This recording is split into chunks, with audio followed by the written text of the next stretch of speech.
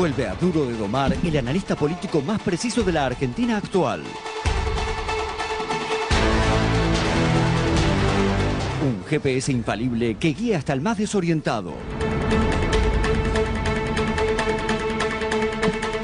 Una mirada imprescindible para entender los cierres de listas y las internas. Hoy nos actualiza Mario Weinfeld. ¡Bravo! Mario querido, bienvenido, te extrañamos mucho.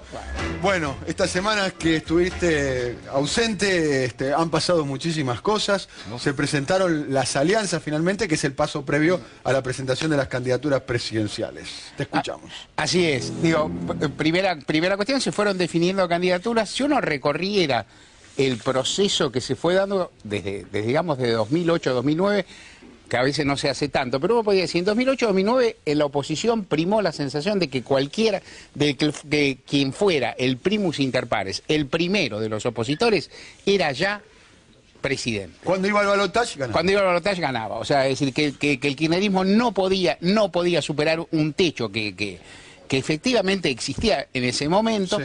No podía superar un techo. El negocio era salir segundo. El negocio era salir segundo, lo cual significaba también que no había tanto negocio en una unidad, que por otra parte es muy difícil de lograr, entre todos los integrantes del Grupo A.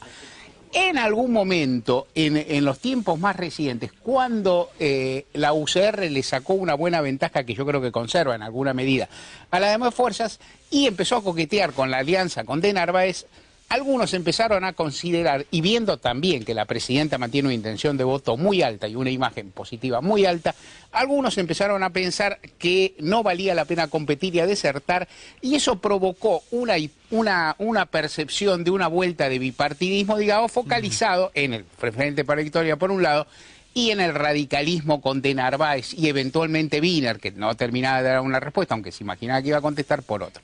La impresión que tengo es que en este momento de cierre aparecen otra vez alternativas, porque la idea es que el radicalismo, la unión entre radicalismo y la fuerza de Narváez no es una fuerza ganadora, y se pueden sacar todos, fuerzas menores pueden obtener determinado grado de representatividad. O sea, volvió a tener cierto atractivo, en fin, presentarse de alguna forma. Creo que este cálculo, que en parte es pragmático, presidió la decisión última de Hermes Wiener, que tenía muchas ganas de ser candidato. Pero pregunto, digamos, la atomización del candidato, que haya tantos candidatos opositores, ¿no favorece eso al Frente para la Victoria, al gobierno? Eventualmente Cristina, si va a ser la candidata, digamos, que la oposición esté dispersa.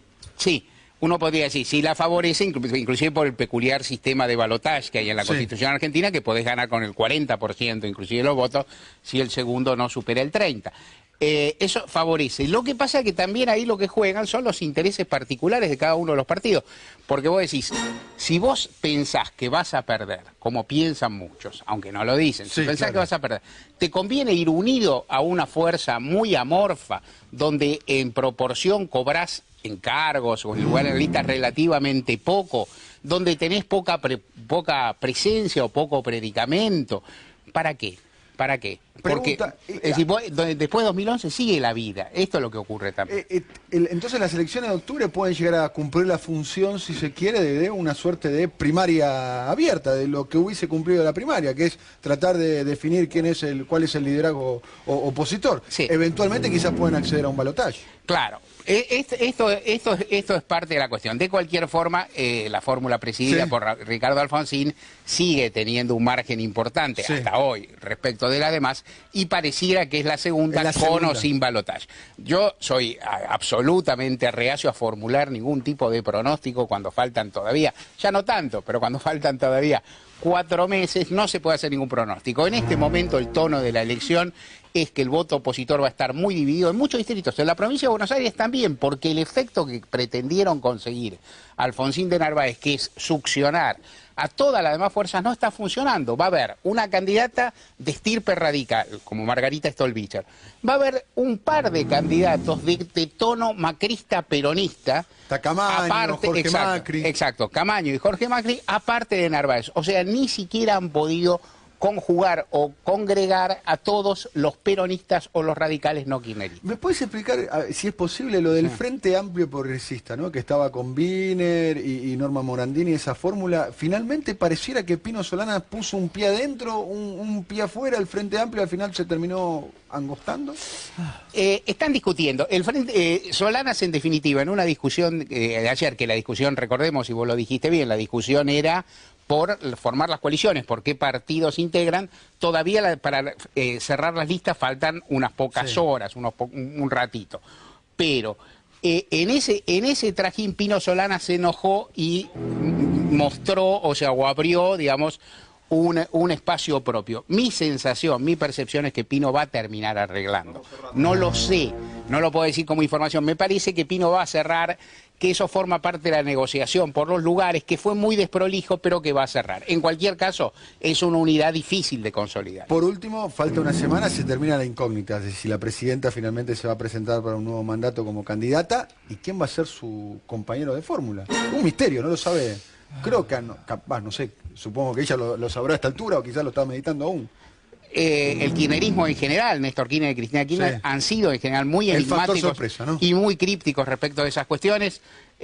Uno podría decir que tal vez la experiencia de la elección anterior la lleve a buscar una figura de máxima confianza. Digamos, un radical. Claro. En las dos elecciones anteriores se eligieron figuras, Daniel Scioli y Julio Cobos, que sí no eran del palo, pero que garantizaban o que por lo menos sugerían que iban a aportar votos. Mi hipótesis, no mi conocimiento, mi hipótesis es que esta vez posiblemente la presidenta busque a alguien de mucha confianza y de perfil bajo, o sea, alguien que no le aporte votos, que se supone que ella ya tiene por sí, pero que le dé tranquilidad o que le dé seguridad de pertenencia para no repetir el síndrome de Julio Cobos. Muchas gracias, muy claro, como siempre.